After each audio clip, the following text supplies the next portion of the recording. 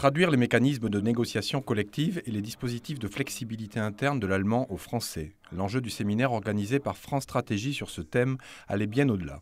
Il s'agissait d'initier une approche comparative des relations sociales basée sur des diagnostics croisés entre les deux pays. Deux éléments en particulier attirer notre attention, c'est l'usage par les entreprises allemandes de la flexibilité interne, leur capacité à s'adapter en termes de temps de travail, de salaire ou d'organisation, et comment elles utilisaient notamment la négociation collective pour parvenir à cette flexibilité interne.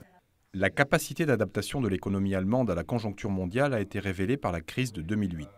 L'efficacité des leviers de flexibilité outre-Rhin est, depuis, fréquemment érigée en modèle pour l'économie française. C'est deux sortes de causes. La première, c'est une flexibilisation et décentralisation des négociations collectives, en particulier dans le secteur de l'industrie d'export. Et l'autre chose qui est également importante, c'est l'effet plus récent des réformes du marché d'emploi, plus notamment la dérégulation des contrats non standards.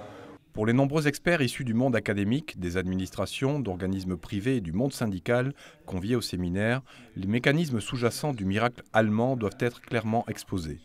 Qualité du dialogue social, particularisme institutionnel et aussi politique salariale.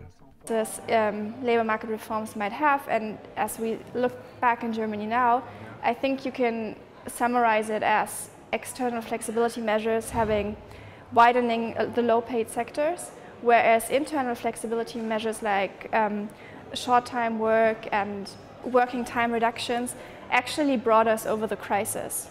Contrairement à ce qu'on avait avant dans les années 80, on a une évolution des salaires qui est beaucoup plus en lien avec celle de la productivité dans les secteurs. C'est-à-dire que les secteurs exposés, qui sont principalement les secteurs industriels, ont une croissance de la productivité plus élevée que les secteurs des services. Or, cette particularité d'avoir des croissances des salaires connectées à la productivité, c'est la garantie qu'on ne diffuse pas les gains de productivité des secteurs exposés vers les secteurs abrités. Ce qui est vraiment intéressant dans ce séminaire et dans ces échanges avec les Allemands, c'est effectivement de voir ce que les performances en termes d'emploi de l'Allemagne ont comme contrepartie, d'une certaine façon, dans d'autres dimensions du marché du travail.